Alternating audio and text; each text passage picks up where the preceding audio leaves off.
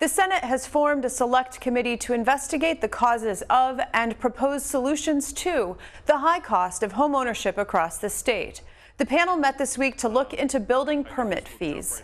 We look at what makes homes so much more expensive in Minnesota. The inescapable reality is that the way we regulate homes is incredibly inefficient, often redundant, and always more expensive than our neighboring markets. So as we itemize the 36 or so roadblocks that industry leaders have identified, we must begin to work on them and pursue policy changes with urgency. One of the most straightforward areas to begin is building permitting. Statute, rule, and agency guidance lay this out simply and clearly. Building permits and plan review are a fee for service that must bear a rough proportionality to the costs to provide the building code oversight and review. From permit to permit, from year to year, there should be no substantial surplus or deficit.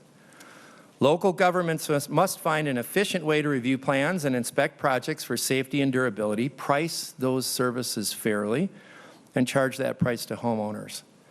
In the course of studying housing costs and policies, we found that this simply is not the case in many cities.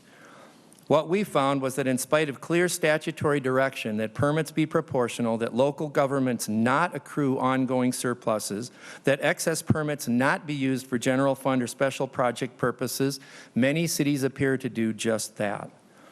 So what does that mean for homeowners? It means that homes are more expensive, sometimes $3,000 more than they need to be just for permitting costs. All signs are pointing to excess permit revenue being placed into cities' general fund. And as Mr. Siegel said earlier, how can we fix the other 36 issues facing the housing market if we can't get this one right? This morning, for those of you who are at the walkthrough of the site in Woodbury, we identified close to $100,000 of potential cost savings just chatting with the industry professionals. This is the easiest one, and we have to start somewhere. And I think really permit fees is a perfect place to start. These numbers are coming from, it is the city of Lakeville for 2018. So if you just take a look at Roman numeral 3, which is building permit fees and expenses, they're right. If you take a look at that, it looks like the city has quote unquote made money.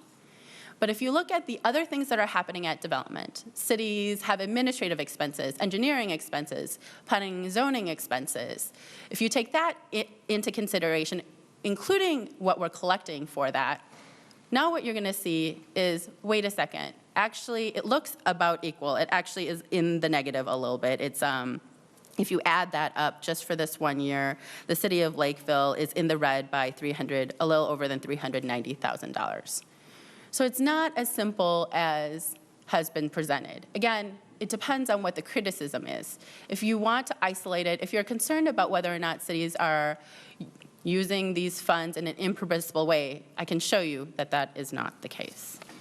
The average new house in Lakeville is sold for roughly $415,000.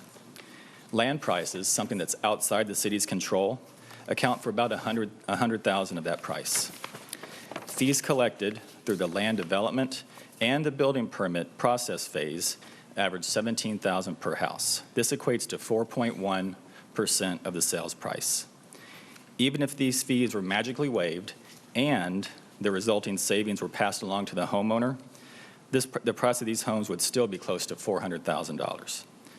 Of course, these fees pay for critical services which can't magically be waived.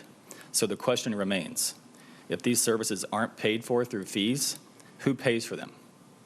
And that answer is simple: existing property taxpayers. There's many things to blame for affordable housing. It's not city fees, it's not land prices, it's not availability for land. It's all of these forces that come together. Building inspection pays to ensure the health, welfare, and safety for our residents, water and sewer inspections, and development-related infrastructure. From your perspective, what do you think the challenges are we should be addressing? Do you think our building permit or building codes are too aggressive? That, you know, you're in this as equally as the developers are, and we haven't heard anything from anybody in the city arena, and you guys represent them. So I'd like to know, is there a crisis? We do want to ensure that these are safe, well-built homes that are built in our communities. I don't think we disagree there. Senator Kari Dziedzic is a member of that committee, and she joins me to offer her perspective. Welcome. Hi, thank you for inviting me. Generally speaking, what's your view of how Minnesota is doing in this affordability of housing overall? Is it a crisis? Where are we? I think we are at a crisis point. We've had the last few years, the Senate has looked at not just Minneapolis and St. Paul, but across the state where there are some housing shortages, and then there's affordability issues. So kind of looking at that whole continuum of housing from renting and public housing all the way to home ownership and then transitioning into senior housing. So you said, yes, you agree it's a crisis just because it is getting so expensive. I mean, is that kind of the main thing, that it's becoming unaffordable for people? I think there's an expense issue, and then there is just lack of housing. There are some, we've heard from some companies in rural Minnesota that have said, we will hire more people, there's just no place for them to live. And so you actually have a shortage of homes, and then in the metro, that shortage of homes and apartments is actually causing the price to go up. So it is a combination, and they're all interrelated, and it's a very complex problem. It is a complex problem. In your view, though, do you think, because I've heard this and I've read this, that the problem sort of began with the Great Recession and the effect that that took on the builders and everything else, that's just been part of the slowness of that recovery of that in that sector has really contributed to this backlog? Yes, I agree. I think that in a bunch of ways you had movement before the recession, and then the recession hit and they stopped building. You had less people buying homes, you had less people building condos, and so that just kind of slowed the entire market and people's movement and options. And since then, the population has grown, and here we are. This week's hearing dealt with building permit fees. The Housing Affordability Institute published a report that raised questions on how municipalities are setting their building permit fees. Is this part of the problem? I don't know if it's part of the problem, but I'm glad they brought it forward because I think it is part of the discussion. I think we need to have everything on the table, and we need to bring everybody to the table to look at what are some options and how do we solve this, because we're not going to do it individually, and we need to come together and figure out what can we tweak and where are the problems. I think being transparent and having the cities literally say, here's what we are doing and here's where those fees are going to, and where we're categorizing them is helpful, because I think it helps us as policymakers decide, well, maybe we need to clarify some of that. But I think in just literally looking at the permit fees is that's not the only issue. And you could look at the fees they gave examples of Lake Elmo and Hudson over in Wisconsin, and where a house is maybe $60,000 more in Lake Elmo than Hudson.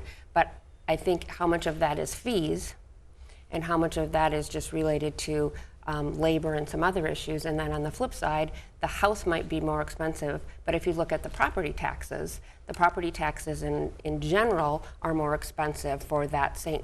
Croix County in Hudson than they are for Washington County in Lake Elmo. And so you need to look at, are the cities, who is paying for that? Is it the permit fees paying for some costs that the city is associated with that development, or are they spreading it onto all taxpayers? And so there's that fine balance of where those fees should go and who should pay for it and when. Now, Minnesota does tend to be a higher cost state than, say, Wisconsin or maybe Iowa.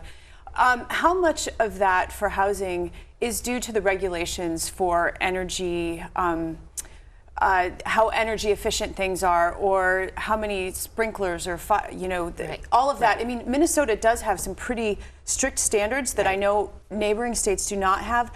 Is that something that policymakers should really delve into? I think we need to look at that as part of the discussion, because we do need to figure out how do we raise that. But a lot of the base costs are literally labor and construction materials, which is across the board expensive right now because we are having a tight labor market. But again, it gets back to, so are those regulatory costs, like energy regulations and some other inspections that we require cities to do, again, they're putting that into development fees, but if they're still incurring other costs. And so the question is, are they paying it through the fees there, or are all the taxpayers paying it through higher property taxes? And so that's where that balance is on who pays for those fees and who pays for that development and when. And so there's portions where I think it is appropriate for that developer and that new development to pay for those costs. And then there are other issues that are just a general city issue that it should be out of their property taxes. And so there's that balance of when you do it. If you look at Minnesota's taxes in general, lots of times we are a high tax state, and that comes with a lot of services that people like, their parks and everything. But if you also dig deeper into that, we usually have lower property taxes. So it is a balance. Let's turn to Minneapolis, your city. There is the Minneapolis 2040 plan that would end single-family zoning, allowing developers to build duplexes and triplexes without a variance, and thereby increasing density. Do you think this is a good idea? I think the city needs to look at it, but I think it needs to look at it in a way that it's not just density.